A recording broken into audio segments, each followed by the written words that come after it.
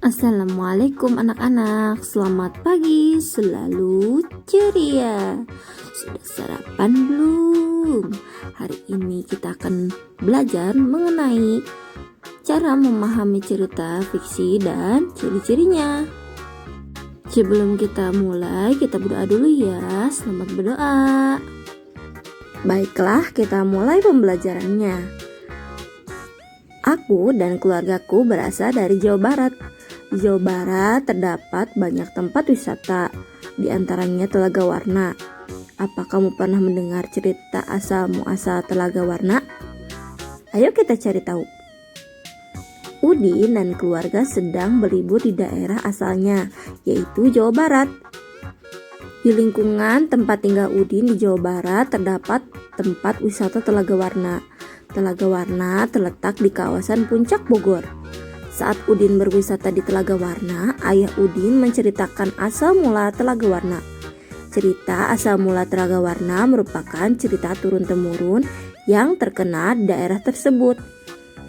Bagaimana cerita asal mula Telaga Warna? Ayo kita simak teks berikut ini ya. Asal mula Telaga Warna. Dahulu kala di Jawa Barat, ada raja dan permaisuri yang belum dikaruniai anak. Padahal mereka sudah bertahun-tahun menunggu.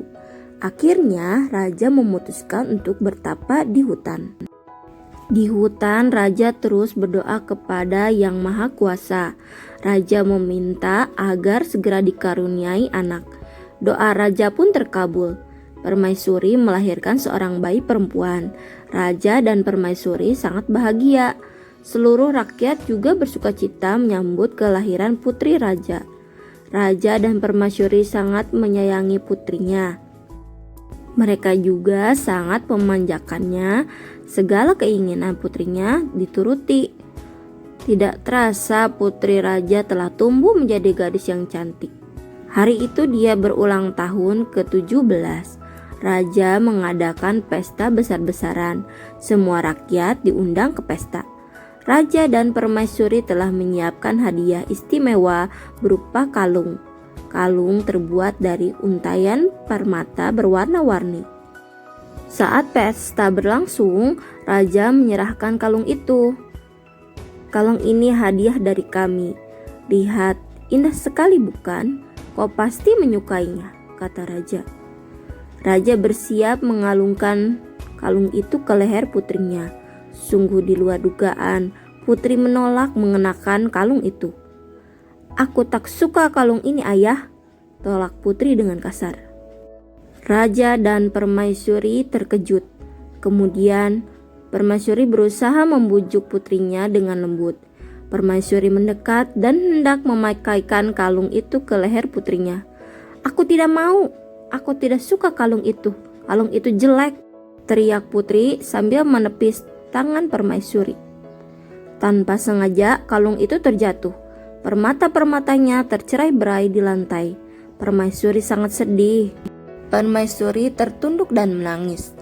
Tangisan permaisuri menyayat hati. Seluruh rakyat yang hadir turut menangis. Mereka sedih melihat tingkah laku putri yang mereka sayangi. Tak disangka air mata yang tumpah ke lantai berubah menjadi aliran air. Aliran air menghanyutkan permata-permata yang berserakan. Air tersebut mengalir keluar istana dan membentuk danau. Anehnya, air danau berwarna-warni seperti warna-warna permata kalung putri.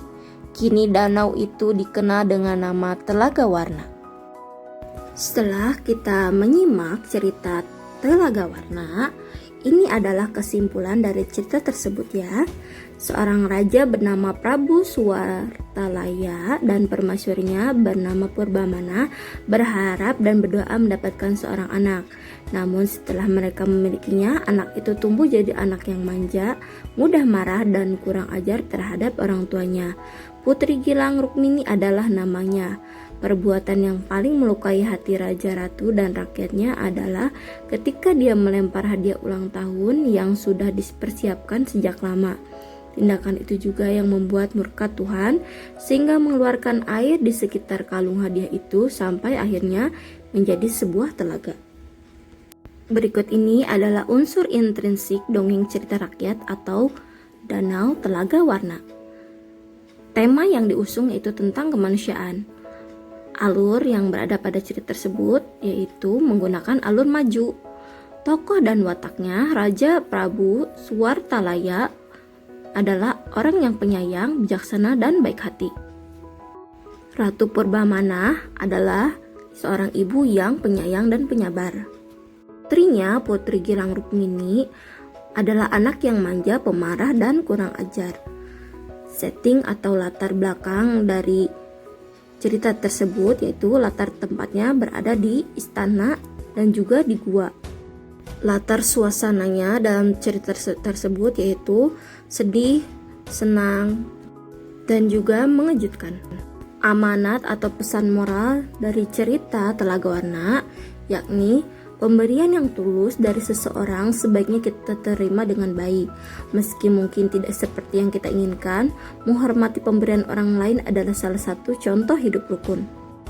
Terutama saat orang tua kita memberikan kita hadiah dengan penuh ketulusan, tentunya kita pun harus menerimanya dengan penuh sukacita.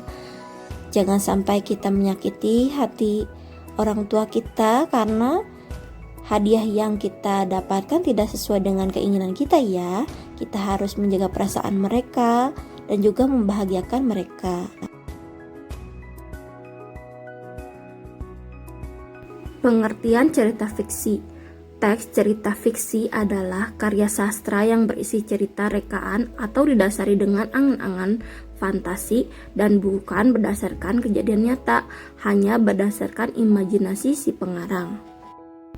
Jenis cerita fiksi ada 3 yaitu novel, yaitu sebuah karya fiksi prosa yang tertulis dan naratif.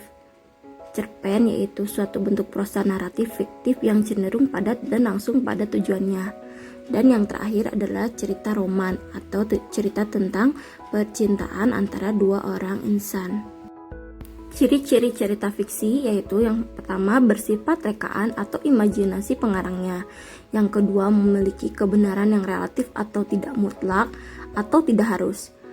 Bahasanya bersifat konotatif atau bersifat sindiran atau bukan arti sebenarnya. Tidak memiliki sistematika yang baku, sasarannya emosi atau perasaan pembaca. Yang terakhir memiliki pesan atau amanat. Setelah kalian mendengarkan dan menyimak pembahasan tadi, silahkan kalian mengisi tugas ini dan bila ada yang ingin ditanyakan silahkan bertanya. Wassalamualaikum.